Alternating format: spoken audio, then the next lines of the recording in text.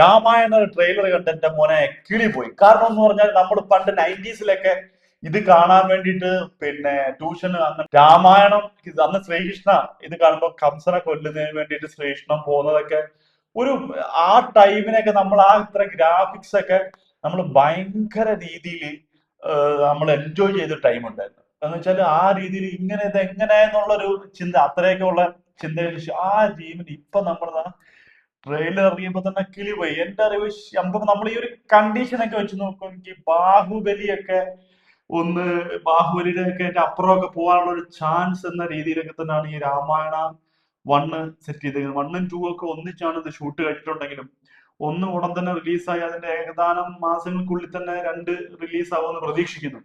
ആ രീതിയിൽ എടുത്തു വെച്ചേക്കുന്ന സാധനം രാമാണ്. അതിന്റെയൊക്കെ ടീസറും സോറി അതിന്റെയൊക്കെ ട്രെയിലർ കാണുമ്പോൾ തന്നെ നമുക്ക് മനസ്സിലാവും. കാരണം പണ്ട് ആ യാഷ്, അതേപോലെ രൺബീർ സിംഗ്, സായി പല്ലവി, ശോഭന മേം, ഇപ്പൊ ഇവരൊക്കെയാണ് നമുക്ക് അറിയാവുന്ന എന്ന് വെച്ചാൽ പെട്ടെന്ന്. പിന്നെ അതേപോലെ തന്നെ ഒരുപാട് കുറെ ആർട്ടിസ്റ്റുകളെ കാണിച്ചിട്ടില്ല. കുറെ ഇതിനകത്ത് മൾട്ടി സ്റ്റാർ ഉണ്ടെന്ന് പറയുന്നു, പക്ഷെ മറ്റുള്ളവരൊന്നും കാണിച്ചില്ല.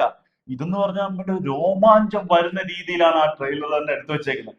അപ്പോ നമ്മൾ എന്തായാലും പ്രതീക്ഷയോടെ ടോക്സിക് ഒക്കെ ഇതിന് മുന്നേ റിലീസ് ആക്കിയിട്ട് ഇത് റിലീസ് ആക്കാനായിരുന്നു ഇരുന്നത്. പക്ഷെ ഇപ്പൊ ഇത് രണ്ടും അടുത്തടുത്ത ടൈമിലാണ് റിലീസ് പ്രഖ്യാപിച്ചെങ്കിൽ, ഡേറ്റ് പ്രഖ്യാപിച്ചെങ്കിൽ എന്തെങ്കിലും ക്ലാഷ് അങ്ങോട്ടും ഇങ്ങോട്ടും ഒക്കെ ആവാം. കാരണം ഇപ്പോഴൊന്നും കൺഫേം ആവുന്ന രീതിയിൽ അവർ അറേഞ്ച് ചെയ്ത റിലീസാണ് പ്രഖ്യാപിച്ചേക്കുന്നത്. ഇപ്പോഴും തിയേറ്റർ കാര്യങ്ങളൊക്കെ ഇങ്ങനെ സംസാരിക്കുന്നത്, ഇവിടെ ഡിസ്ട്രിബ്യൂഷൻ എടുത്തേക്കുന്ന ആരാന്ന് നമുക്ക് അറിയത്തില്ല. ഇപ്പൊ ഉടൻ തന്നെ അപ്പൊ എന്ന് വെച്ചാല് ഈ ടീസർ കണ്ടപ്പോ ഒരു കാര്യം മനസ്സിലായി.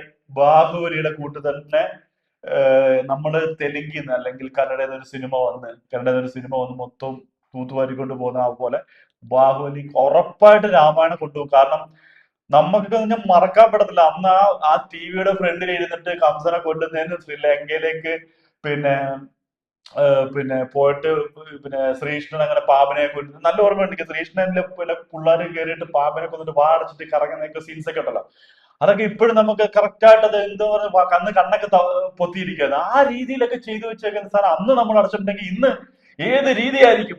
അപ്പൊ എന്തായാലും കണ്ടറിയാ. അത് കണ്ടിട്ട് രോമാഞ്ചം എന്ന് കാണാത്തവർ നോക്കി രാമായണ ട്രെയിലർ അടിച്ചു കൊടുത്തു നോക്കിയാൽ ഒരു രക്ഷ എന്ന് പറഞ്ഞാൽ മാറ്റി നിർത്താൻ ഒന്നുമില്ല. ആ സാധനം ഒരു രക്ഷയില്ല. നമ്മൾ ഇനി പ്രതീക്ഷിച്ചിരിക്കുകയാണ് ആ സാധനം. അതൊന്ന് വന്നു കഴിഞ്ഞാൽ ഉറപ്പായിട്ടും ഫസ്റ്റ് ഡേ തന്നെ പോയി കാണേണ്ട ഒരു പടമാണ്. കാരണം എന്ന് പറഞ്ഞ ചരിത്രം, ഈ രാമായണത്തിന്റെ ചരിത്രം പറയുന്നുണ്ട്. അതായത് 100 സിനിമ എടുക്കാൻ 100 സിനിമയെക്കാട്ടി കൂടുതൽ കഥയുണ്ടെന്നാണ് അവർ പറയുന്നത്. കാര്യം ഈ രീതിയിലൊക്കെ ഒന്ന് ആലോചിച്ച് നോക്കി. ഇതിന്റെ ഒന്ന് നമ്മൾ തുടങ്ങി കഴിഞ്ഞാൽ അങ്ങ് തുടങ്ങാം. അമ്മാതിരി സാധനം. യാഷിന്റെ ഒക്കെ പറയാനില്ലല്ലോ, പറഞ്ഞ് ചെറുതാവത്തേ ഉള്ളൂ.